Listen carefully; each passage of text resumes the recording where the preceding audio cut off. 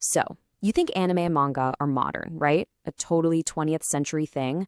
Well, what if I told you their real story is like 1,000 years old? Yeah, you heard me. Today we're going to dig into the ancient, fascinating DNA of one of the biggest cultural phenomenons on the planet. When you look at all these characters, you're probably thinking about, flashy Tokyo skylines, high-tech animation, a super modern art form. But the truth is, the creative blueprint for your favorite shows was laid down centuries, and I mean centuries, before a single one of these characters ever hit the page. So yeah, the answer is over 1,000 years old. It's kind of mind-blowing, right?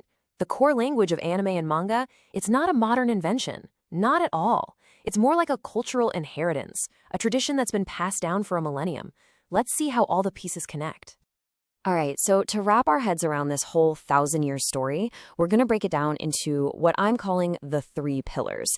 First, we've got the ancient story scrolls. Then we'll jump into the wild pop culture of the Edo period. After that, we'll explore Japan's world of gods. And finally, we'll see how it all got mixed together in the great modern synthesis. So we're talking about the 1,000-year-old DNA of this stuff. It's not just some modern marvel. It's a deep cultural inheritance. Think of it like 3 huge rivers of culture flowing through Japanese history, all coming together to create what we know today. Let's dive into that first river. Okay, pillar number 1, ancient story scrolls. We're talking about the art of visual storytelling, and it was basically born from something called imamakumono. We have to go way back for this one, to the Heian period, like over 800 years ago. These scrolls literally wrote the rulebook for telling stories with pictures in Japan. So what are amakumono?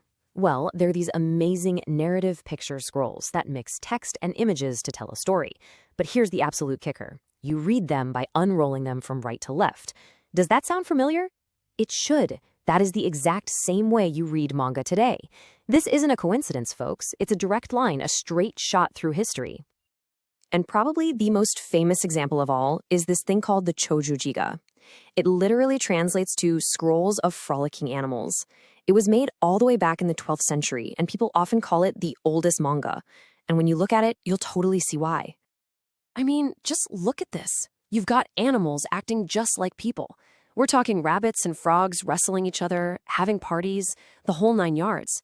And see that sense of action, that dynamic movement? It's almost like a keyframe in an animation.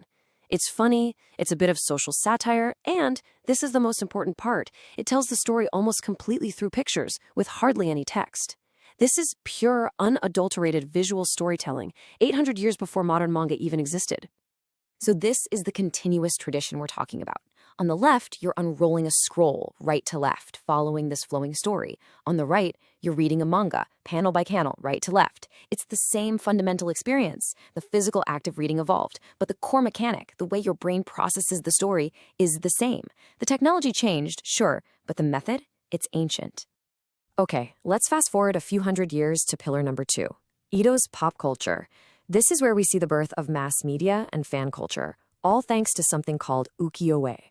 We're talking about a pop culture explosion that happened centuries ago but feels, well, incredibly modern. So ukiyo-e literally means pictures of the floating world. And what does that mean? Basically, they were cheap, mass-produced woodblock prints. Think of them like posters of the hottest celebrities, the most beautiful people, and the most epic action heroes of the day. This was art for everybody, not just the rich. And people bought them and collected them, just like we buy manga magazines and character merch today. And check this out.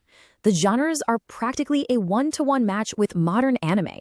You had bijinga, or pictures of beauties, which are the direct ancestors of today's Bishojo characters.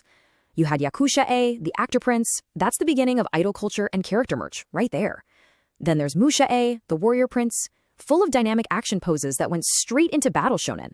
And of course, yokai-ga, monster prints. You can see where all the fantasy and monster genres got their start. It's uncanny. I mean, just think about that for a second. These prints of popular kabuki actors were the original character merchandise. Fans collected them obsessively, just like people collect anime figures and keychains today. So the whole idea of fan culture, of buying stuff related to your favorite characters, that's not a new thing. It was a huge, thriving business back in 18th century Japan. The entire commercial machine behind anime has really, really deep roots. All right, so we've got the storytelling format down, and we've got the pop culture business model. But that still leaves one huge question. Where does the endless, almost insane creativity and variety of characters come from? For that, we need to look at our third and final pillar, a world of gods, born from Japan's unique spiritual imagination. Okay, this number, 8 million. In Japan's native religion, Shinto, there's a concept called Yayoi no Kami. It literally means 8 million gods, but the real meaning is more like infinite gods. It's this core belief that a spirit, a kami, exists in literally everything. Rocks, rivers, trees, animals, even old tools. And when you believe that, it creates a cultural mindset where absolutely anything can have a personality. Anything can be a character. This power of personification is everywhere. Take the idea of tsukumogami. It's this old belief that tools, after 100 years of service, come to life and get their own spirit. Now think about modern anime and the whole trend of mo-anthropomorphism, where you have human characters based on battleships or famous swords or even entire countries. It's the exact same impulse. That idea of giving a soul to everything is just deeply, deeply ingrained in the culture. And what about something like the Haki Yagyo Emaki, the Night Parade of 100 Demons? You could almost call it the first Pokédex, right? These ancient scrolls were basically monster encyclopedias. It's that same human drive to collect, to catalog, to try and understand this whole world of bizarre and fantastic creatures. Gotta catch them all. It's an old idea. And the spiritual influence doesn't stop there. Think about the Buddhist idea of the 6 realms of rebirth, the Rokudo. It's this concept of a multi-layered universe, right? Different worlds for gods, for demons, for humans, for ghosts. Well, that ancient cosmic map is basically the conceptual blueprint for one of the biggest anime genres today, Isekai. The whole transported to another world idea, where characters have to navigate a new place with new roles, its roots are right here in this ancient view of the universe. And that brings us to the great modern synthesis. We've got these 3 massive cultural rivers that have been flowing through Japanese history for centuries. First, the visual language from the ancient scrolls.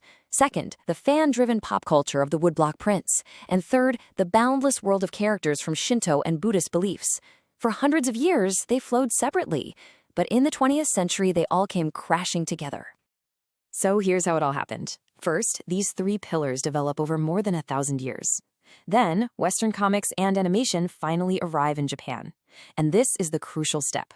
Pioneers like the legendary Osamu Tezuka take it all, the ancient Japanese visual traditions and the new cinematic techniques from the West, and they fuse them together.